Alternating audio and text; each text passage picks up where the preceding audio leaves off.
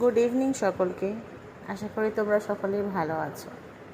অনেক দিন থেকেই ভাবছি এই ভিডিওটা দেবো কিন্তু দিতে পারছি না সময়ের অভাবে। এখন নামিরা জাফিয়া দুজনেই ঘুমিয়ে, সেই সময় ভিডিওটা করলাম। নামিরার স্কুলে কিছু মার্কস তৈরি করতে বলা হয়েছে হিন্দি প্রজেক্টের জন্য। একটা মা, একটা মেয়ে আর একটা হচ্ছে চাঁদ।